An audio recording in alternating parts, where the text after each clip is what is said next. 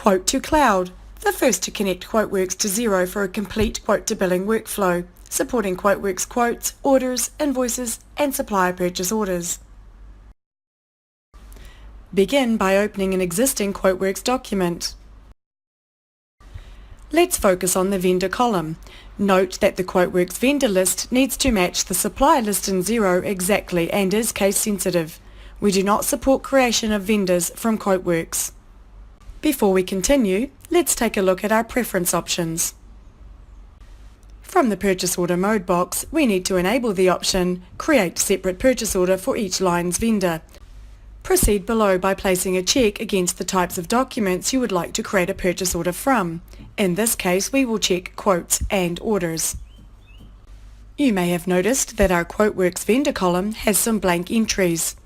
The preferences allow us to specify a default Xero supplier name that will be applied to the vendor column when the vendor is not specified. Please remember that the supplier name specified here needs to match the supplier in Xero exactly, including case.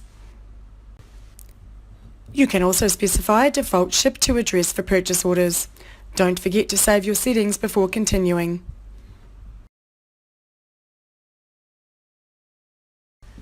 After saving your QuoteWerks document, you will be prompted with a draft of the new customer invoice. Let's focus on three new columns: Create Purchase Order, Supplier and Purchase Order Number, and Date. Begin by placing a check mark in the line items that you wish to create a purchase order for. Feel free to edit the supplier column at this time if it is not showing correctly. At this point, you can choose a Save option. Choose from Save Draft or Approve. The invoice is saved and validated back against Xero.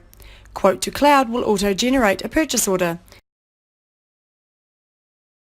In this case, we have two purchase orders because we have two suppliers selected.